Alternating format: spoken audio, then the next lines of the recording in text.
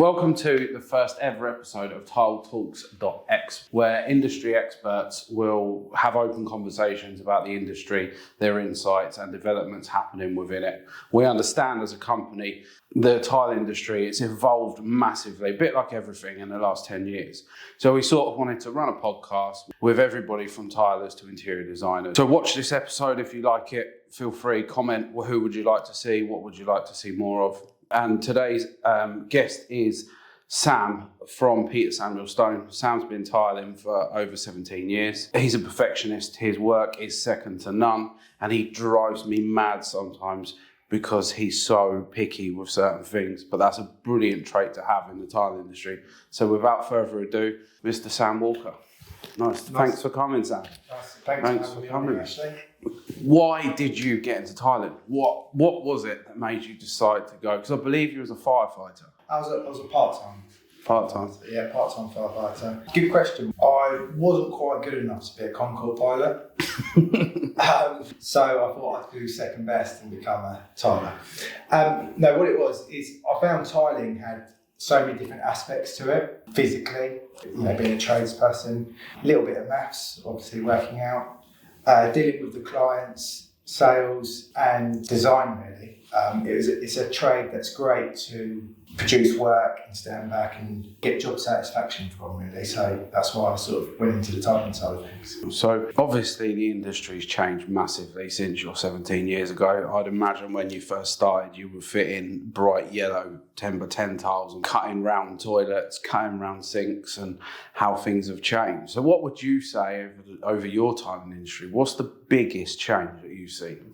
The biggest change, one of the biggest changes is obviously the tile size, as you've mentioned then. When I started, the biggest tile you would genuinely be fitting would be an A4 size piece of paper. Yeah. And the art of tiling, I believe, was to be a good tiler was to learn a good set out, speed. Everyone wanted to know what your meter rate was, and that's how you earn your money. So it was to get a good set out, do the job quickly, and obviously try and make it look better than a DIY person. 17 years on, we're fitting tiles the size of this room. The industry, the prep behind it is just all changed. Was it boring 17 years ago compared to now? Was the tile industry fitting little tiny tiles, horrible 25x40s with a white halo around the outside? Back then, it was how to get that tile to sit on a floor or wall looking good next to another tile. It sounds such a simple job if you do one tile after another with just that mindset and nothing else into consideration. That's how people get bad tiling jobs. So it's more of an expertise now, isn't it? Fitting tiles. I feel the way I've seen it changes. It was a lot easier when tiles were this big. The thing is with tiling, I believe, is because it's come so far and big sheets of tiles now, us professional tilers have had to adapt, learn from yourselves, learn from the science behind the industry to get ourselves better, to keep up with what's being produced on the market. However, a lot of people still see it as it's just tiling. Let's go into go backwards a bit. Proper preparation. What is proper preparation nowadays?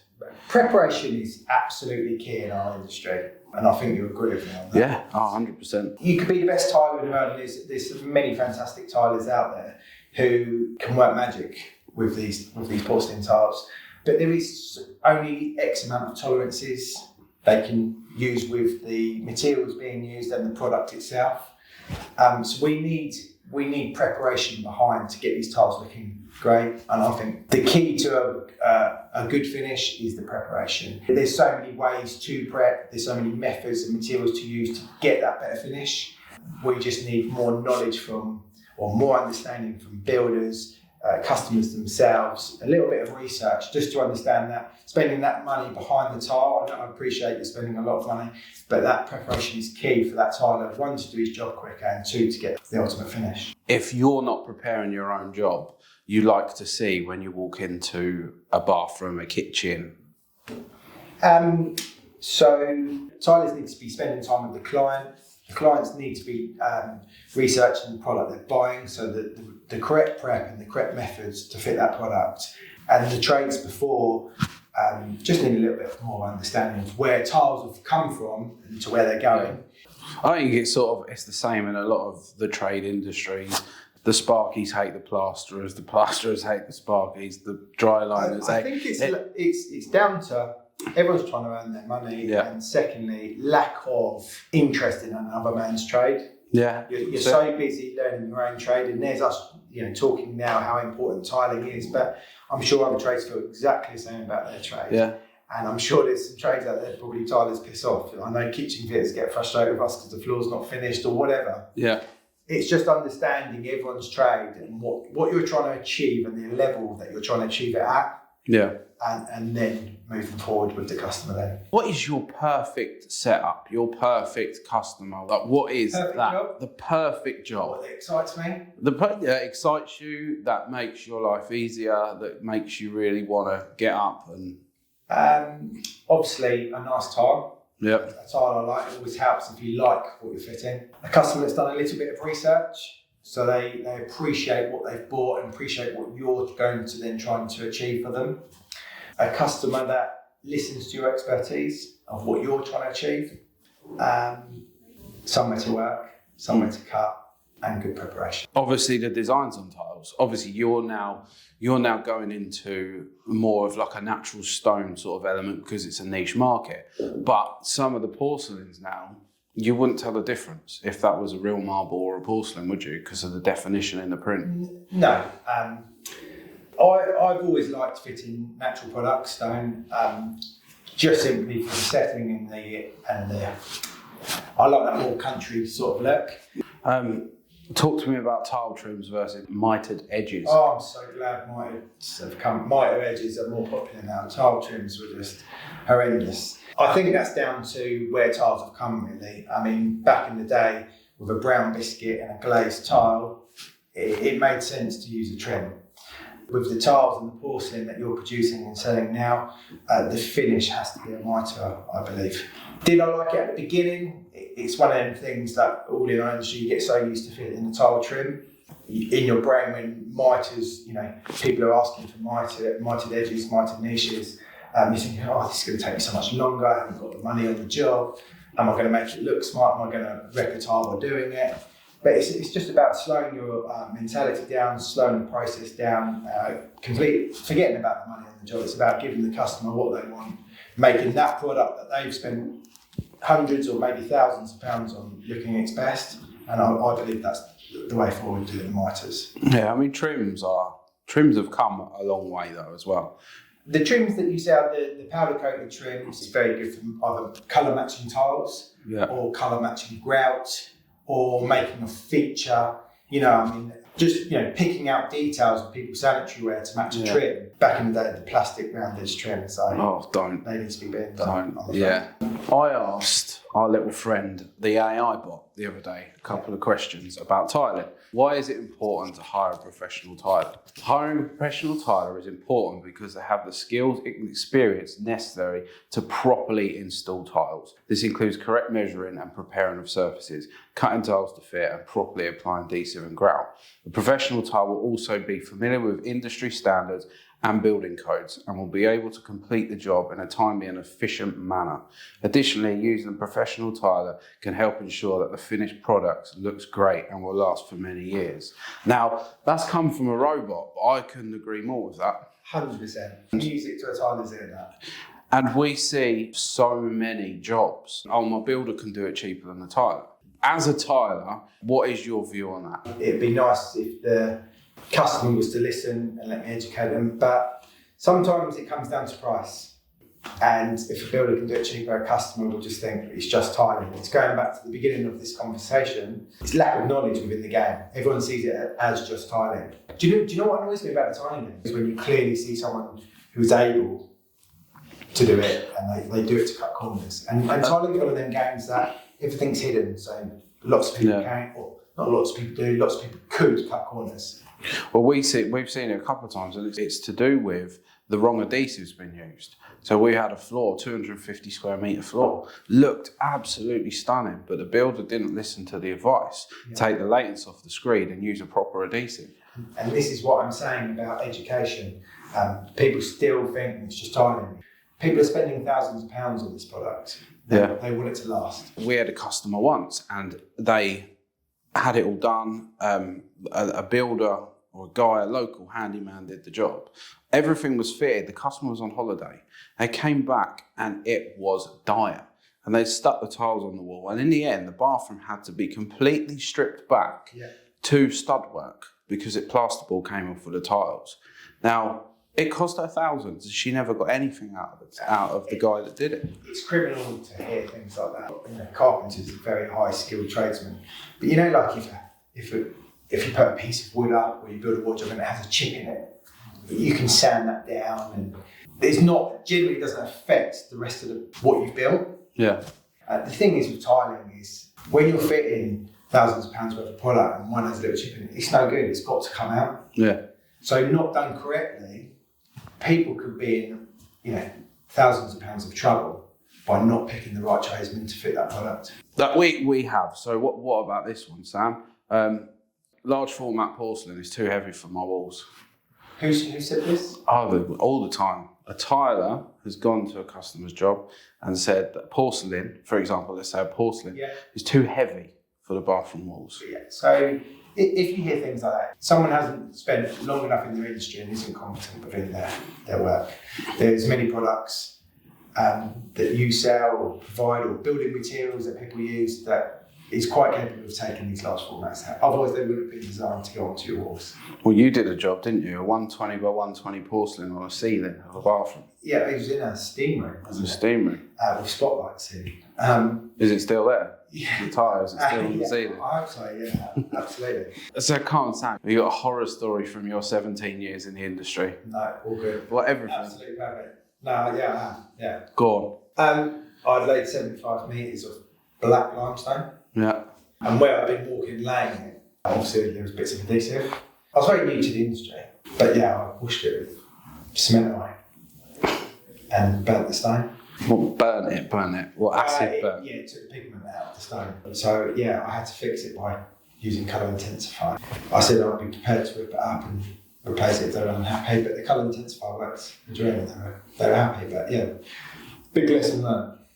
So that's another case of education, isn't it? Yeah, you have to make mistakes to learn, don't you? To get better. It's about getting better and not being stuck in old ways. Yeah. The industry's moving that fast that the people in it have to move with it. I remember I had a woman I dealt with on the phone for a kitchen splashback, and I didn't even go and look at the job. I just fitted it in on a Saturday, and so I said I'll be there Saturday morning. And when I pulled up, she said to me, I've been dealing with your boss on the phone. I said, no, it was me. She said, you look too young to be a tiler. And she literally pulled up a kitchen chair and sat there and watched me all day tiling her kitchen splashbacks. I've seen some funny stories and heard some funny stories about watchers. When we get it in the showroom with Rich's Tile and Display, their customers come in and there was one guy who stood there for 2 hours. He literally stood there for 2 hours and watched Rich tiling the floor in the showroom. I guess for some people though, it's interesting, isn't it? What would your advice be without being rude? It depends. If they're watching because they're so impressed with it, I think that, and they're enjoying what's happening, then I don't mind that. But if you wouldn't want it every day for a week or 3 days, so I'd suggest by all means look, by all means interact. But he's got a job to do, and it's very off-putting.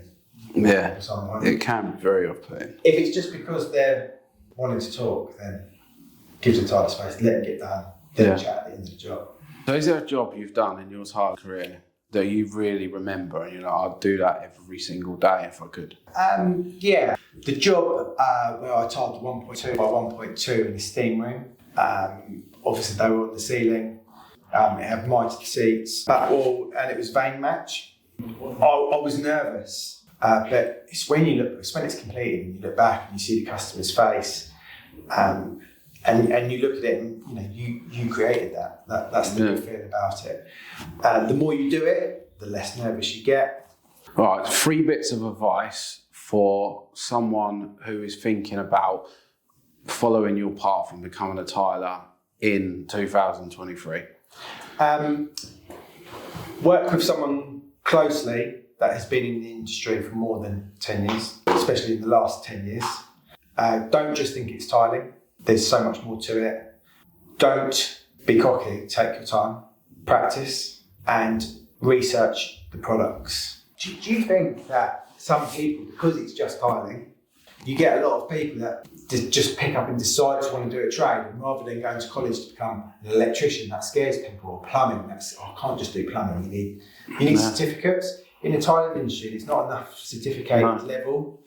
And I think what happens is people, myself, for example, part-time firefighter in sales of cars, and then all of a sudden I was working on a building site and I helped a guy lay some tiles and thought, I can do this. Yeah. I'm one of them people, but I'd like to think out of the mistakes I've made in it, or the lack of ability I started off with, I've tried to correct that over the years quickly, and then built up a reputation of being a good tiler. I think people don't care, it's just tiling. And the industry attracts a lot of people just playing at it. People see on videos or their friends just stick a tile to the wall or in the kitchen and it lasts for a while. It's getting it to look good and stay there. And we've all had it. We've all had tiles that have hairline cracked, or we fitted on a surface that you thought was sound, but in a year's time something's happened, or steel's dropped in a new build, or timbers have moved and it's caused. But this is why the industry is moving forward all the time with new products to try and eliminate tiles moving, cracking or popping, really. But even between and amongst the good tilers, some of us, we get set in our own ways. Yeah. It's about working with each other, new methods and trying them, really. With regards to juggling jobs, do you do it where you've got one job there and you're like, I'm going to nip in there for a couple of hours and then I've got to go there for a couple to keep them all happy? Is that a thing that happens as a tiler? Or do you try and keep yourself, right, that's going to take me 4 days, and then leave yourself a bit of breathing space? I think we all try and like to think we can run it where it's job by job, but the industry doesn't allow it. For many reasons. One, we're a wet trade, so there's drying times. Why would you sit around when you could nip off and do another job while that's drying? Yes, trying to keep everyone happy. You got to remember, everyone rings you and thinks you're sitting at home waiting to do their tiling. There's an art of trying to juggle. Also, we're out to earn a living. So you're in with builders. Sometimes your builders clash. Sometimes your plumbers clash. At the same dates, and you have to do your best. It's hard to say no to give that work away, so you do your best and run more than one job sometimes. What's the strangest thing you've ever been requested to tile? The strangest thing is a dog shower. Strange. Basically a sink with walls. Really? Yeah. A water fountain. A water fountain? What's a water fountain? It's in someone's garden. Yeah. We haven't actually done it yet. It's up and coming, but yeah, it's in mosaic. Yeah. So that'd be quite interesting. What would you say about customers bought tiles on the internet? Do you get a bit dubious about that? Yeah, very much so. When you buy on the internet, you don't know what you're getting. It's very difficult. You imagine you've got 2 pallets of tiles sitting on your driveway. You bought them from a shop, I don't know, up in Newcastle. How hard is it to get those back and get your money back? Yeah, and I'm sure this happens in every industry, but it is heart-wrenching. Yeah. When there's so many horror stories and so many avenues you can get tripped up on along the way, just buying some tiles and getting them fitted. Do you see what I mean? Yeah. The thing is as well, my advice to anybody out there looking for tiles, always try your local independent first. Always go in there. They might have something perfect. They're always willing to do a deal with you. They've always got stuff that they want to shift, that's slow. So if it's a deal you're looking for, don't always go to the internet.